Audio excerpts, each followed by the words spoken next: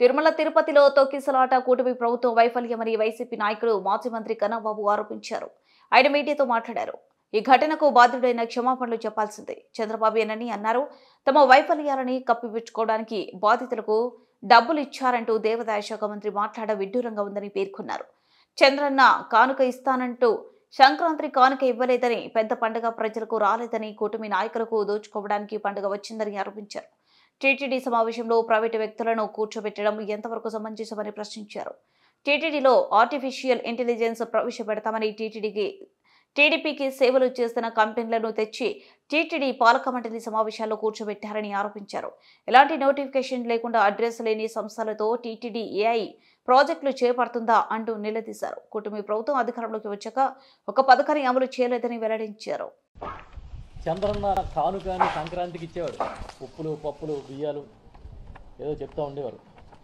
నేను అడుగుతున్నా, ఏమైపోయింది మీ చంద్రన్న కానుక?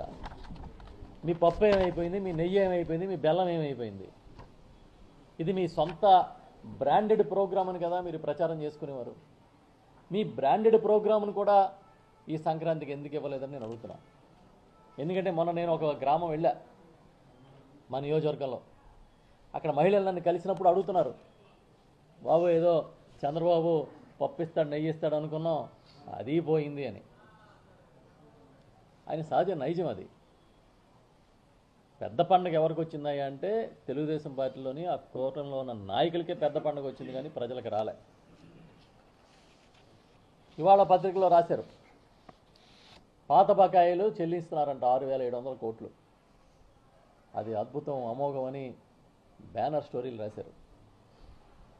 జగన్మోహన్ రెడ్డి గారు కూడా చంద్రబాబు నాయుడు గారు పెట్టిన అప్పులన్నింటినీ, బకాయిలన్నింటినీ వేలాది కోట్లు తీర్చారు. మీకు తెలుసు, ఆ రోజు ఈనాడే రాసింది 100 కోట్లతో ఖజానా ఇస్తున్నాము జగన్ గారికి, ఆయన ఏం చేస్తాడు పథకాలని. 100 కోట్లతో చంద్రబాబు ఖజానా అప్పచెప్పినా చంద్రబాబు పెట్టిన బాకీలు తీర్చడంతో పాటు, ఆయన ఇచ్చిన బాకీలతో పాటు పథకాలను కూడా సమర్థంగా అమలు చేసిన చరిత్ర ఎవరిదంటే జగన్మోహన్ రెడ్డి గారు. మీరు పాత బాకీలు ఏదో 6,700 కోట్లు తీర్చి అది కూడా పండగలాగా చెప్తున్నారు. సుమారు 3,000 కోట్ల రూపాయలు ఫీజు రీయింబర్స్మెంట్ బాకీలు ఉంటే ఇవాళ మీరు తీర్చేది ఎంత? ఒక విడత అంటున్నారు 700 కోట్లు. ఆ 700 కోట్లు ఫీజు రీయింబర్స్మెంట్ ఇచ్చాం, పండగ చేసుకోమంటున్నారు.